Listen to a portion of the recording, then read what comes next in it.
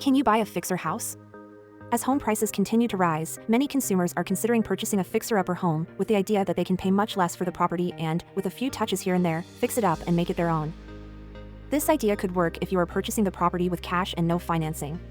However, if you are using financing, especially government financing, you must remember that you are not buying the house alone, the bank or investor is buying it with you, and they will send an appraiser to not only give a value to the property, but also to determine if the property is financeable based on its current condition. Let's go over these rules. Rule number 1. The most important rule states the property must be safe for occupancy. This means that the guidelines do not necessarily care about cosmetic items such as dirty carpets, nail holes in walls, or even trash present on the property, things that can be easily fixed. What the guideline cares about is whether the home is safe for occupancy. Rule number 2. All utilities must be operational.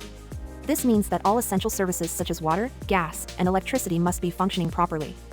Unless the equipment could be damaged if operated, all utilities must be on during an appraisal inspection. This is to ensure long-term sustainability and to keep the communities they serve strong, safe, and sustainable. Rule number 3. The stove should be in good working order. This means that the stove should be functioning properly and be able to perform its intended tasks. A stove in good working order should be able to heat up and cook food evenly, have all its burners and oven functioning, and not pose any safety hazards. Rule number 4. Smoke detectors and carbon monoxide detectors must be installed and functioning. Both smoke detectors and carbon monoxide detectors must be present and in good working order in a building. In California, both smoke alarms detectors and carbon monoxide devices are required by law to be installed in all dwellings as a point of sale. Rule number 5. The water heater should be properly braced and cannot have any leaks. This means that the water heater must be securely fastened with metal straps to prevent it from moving or tipping over. Proper bracing is important for safety reasons, especially in areas prone to earthquakes such as in California. A water heater that is not properly braced can tip over during an earthquake, causing damage to the home and potentially injuring its occupants. Leaks from a water heater can be caused by a number of issues, including loose valves, excessive pressure in the tank, or problems with the pipes that connect to the unit. Rule number 6.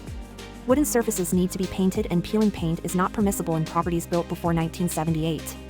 All wooden surfaces must be painted and any defective paint, such as peeling, chipping, or flaking, must be properly remedied and sealed. This is because lead-based paint was commonly used in the United States before 1978, and there is a health and safety risk present when the paint surface is defective. Rule number 7. If applicable, quick releases are needed for window bars. A quick release mechanism is a device that allows window bars to be opened quickly and easily from the inside in case of an emergency. This allows occupants to escape quickly in the event of a fire or other emergency. Quick release mechanisms can be activated from within the home with a foot-operated mechanism, which is required by local building codes and fire ordinances for egress. Rule number 8. In cases of illegally converted garages, stoves are prohibited, and the garage door must be functional. If a garage is converted to living space and has no extra plumbing or electrical work, no permit is required by the appraiser as long as the appraiser indicates it was completed in a workmanlike manner. The comparable homes support the value. And the lack of car storage is not prohibited by local ordinances. Rule number 9. For homes with pools, the pool must be filled with water and the bottom should be clearly visible. This is because a pool that is not filled with water can pose a safety hazard, as someone could accidentally fall into the empty pool and get injured. Additionally, if the bottom of the pool is not clearly visible, it may be difficult to determine if there are any hazards or debris in the pool that could pose a risk to swimmers. Properties not meeting these requirements might face challenges in securing government-backed financing. Consult your mortgage loan officer or appraiser for further information. If you need a referral of an agent in your city that can help you, send us a DM. REAZ Seminars keeps you updated on everything real estate and mortgages. Like, share, and subscribe.